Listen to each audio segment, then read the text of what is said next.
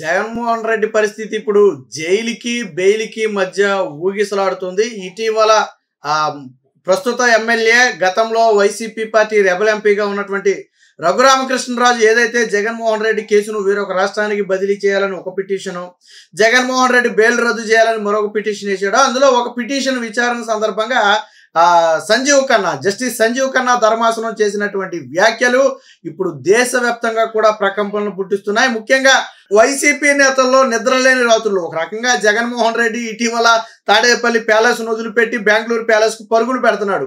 వాస్తవానికి గత 40 రోజుల వ్యవధిలో 4 సార్లు జగన్మోహన్ రెడ్డి తాడేపల్లి ప్యాలెస్ వదిలిపెట్టి బెంగళూరు ప్యాలెస్ కు వెళ్ళాడు. వాస్తవానికి జగన్మోహన్ రెడ్డి గత 10 ఏళ్లలో బెంగళూరు వెళ్ళా. గతంలో ప్రతిపక్షంలో ఉన్న సమయంలో కానివ్వండి, మొన్న అధికారంలో ఉన్నప్పుడు కానివ్వండి, జగన్మోహన్ రెడ్డి బెంగళూరు ప్యాలెస్ కి వెళ్ళా. అయితే హైదరాబాదు లేకపోతే ఏపీలోనే ఇక్కడ మాత్రమే ఉండేవాడు. కానీ ఇప్పుడు 2 రాష్ట్రాల్లో, ఇక్కడేమో కాంగ్రెస్ ప్రభుత్వం ఉంది, అక్కడేమో కూటమి ప్రభుత్వం ఉంది. సో జగన్మోహన్ రెడ్డి గత్యంతరం లేక ఇప్పుడు పక్క రాష్ట్రానికి వెళ్ళిపోయే పరిస్థితి, కర్ణాటక రాష్ట్రానికి వెళ్ళిపోయే పరిస్థితి. సరే, మొన్న ఆల్రెడీ ఏదైతే రఘురామకృష్ణరాజు చేసినటువంటి పిటిషన్ ఉందో, ఆ పిటిషన్ విచారణ సందర్భంగా స్వయంగా సుప్రీంకోర్టు ఒక వ్యాఖ్య చేసింది. జగన్మోహన్ రెడ్డికి సంబంధించి సిబిఐ సమర్పించినటువంటి అఫిడవిట్ మేము చూసామో, ఒక రకంగా బాధ కలిగిందని చెప్పి ఒక వ్యాఖ్య చేసింది. బాధ కలగడం అంటే ఎందుకు బాధ కలిగింది అంటే, కేసు విచారణలో ఎటువంటి పురోగతి లేదు.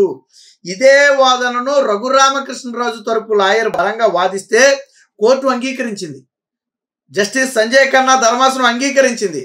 మేము కూడా అఫిడవిట్ పరిశీలించాం, బాధ కలిగింది, కేసులో ఎటువంటి పురోగతి లేదు అని స్పష్టంగా ఒప్పుకోవడంతో పాటు డిశ్చార్జ్ పిటిషన్లు ఏవైతే ఉన్నాయో వాటితో సంబంధం లేకుండా జగన్మోహన్ రెడ్డి కేసును విచారించాలని చెప్పి ఒక ఆదేశం అయితే ఇవ్వడం జరిగింది. ఇప్పుడు అదే జగన్మోహన్ రెడ్డికి మింగుడు పడని అంశంగా మారింది. తాడేపల్లి ప్యాలెస్ లో ప్రకంపనలు పుట్టించే అంశం ఇదే. ఒక రకంగా దాదాపుగా జగన్మోహన్ రెడ్డి బెయిల్ రద్దు చేయండి అన్నంత పని చేసింది కోర్టు. ఎందుకంటే జగన్మోహన్ రెడ్డి ఒక మాస్టర్ గేమ్ ఆడుతున్నాడు మొదటి నుంచి కూడా. ఏంటంటే, మెయిన్ కేసు విచారణలోకి వెళ్లకుండా డిశ్చార్జ్ పిటిషన్ల ద్వారా కేసును అడ్డుకునే ప్రయత్నం. డిశ్చార్జ్ పిటిషన్ అంటే ఏంటంటే, సిబిఐ పెట్టిన ఆ సెక్షన్ తప్పు, సిబిఐ పెట్టిన ఈ సెక్షన్ తప్పు, లేకపోతే నాకు దాంతో సంబంధం లేదు, దీంతో సంబంధం లేదు, దాన్ని కొట్టేయండి, దీన్ని కొట్టేయండి అని చెప్పి ఒకదాని మీద పిటిషన్ వేసుకుంటూ వెళ్తుంటే, ముందు దాన్ని విచారించి దాన్ని క్లోజ్ చేసిన తర్వాత మెయిన్ కేసులోకి విచారణకి వెళ్ళాలి. ఇక్కడ జగన్మోహన్ రెడ్డి దీన్ని ఆ విధంగా మలుచుకున్నాడు. అది క్లోజ్ అవ్వకముందే మరొక డిశ్చార్జ్ పిటిషన్, మళ్ళీ అది క్లోజ్ అవ్వకముందే మరొక డిశ్చార్జ్ పిటిషన్లు, ఇలా వేల సంఖ్యలో డిశ్చార్జ్ పిటిషన్లు తాను వేయటంతో పాటు ఈ కేసులో ఇంకా ఎవరైతే ఆ నిందితుల జాబితాలో ఉన్నారో, విజయసాయిరెడ్డి కానివ్వండి, ఐఏఎస్ శ్రీలక్ష్మి కానివ్వండి, ఎవరైతే ఈ జాబితాలో ఉన్నారో, నిమ్మగడ్డ ప్రసాద్ కానివ్వండి, వీళ్ళందరితో కూడా డిశ్చార్జ్ పిటిషన్ల మీద పిటిషన్లు వేయిస్తే అదంతా ఏమైందంటే తడిసి మోపుడయ్యి తలకు మించిన భారంగా మారింది.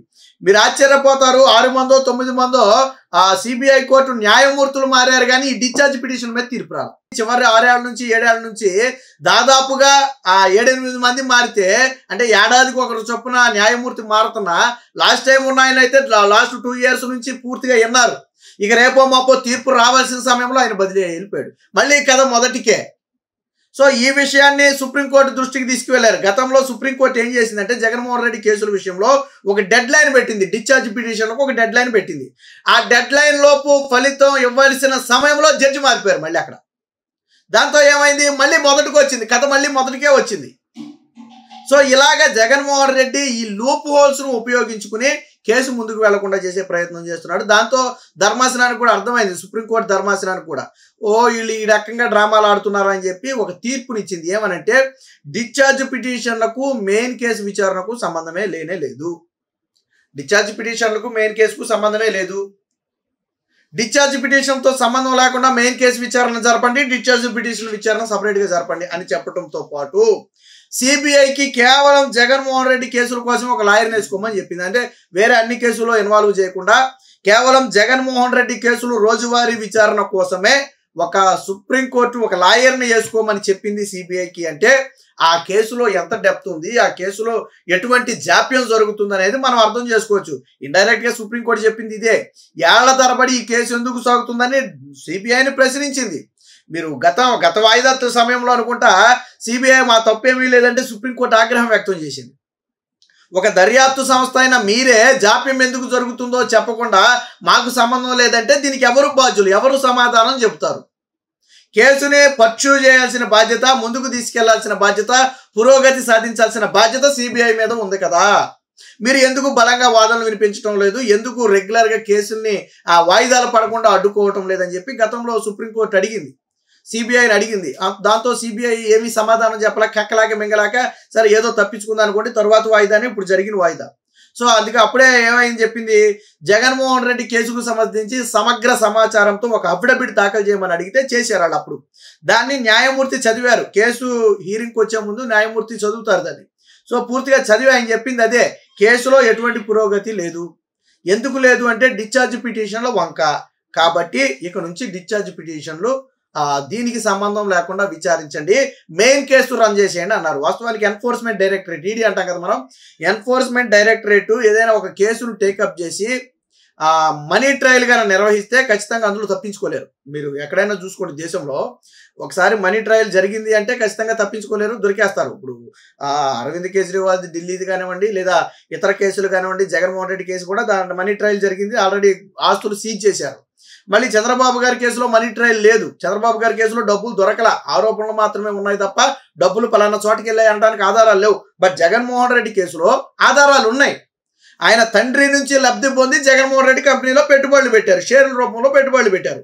సో అవి పక్క రెడ్ హ్యాండెడ్ ఆధారాలు. అవి ఎలా పెట్టారు, క్విట్ ప్రోకో, ఇటు సహాయం పొంది ఇటు సహాయం చేశారు, ఇటు 100 రూపాయలు సహాయం పొందితే ఒక 50 రూపాయలు ఇటు సహాయం చేశారు.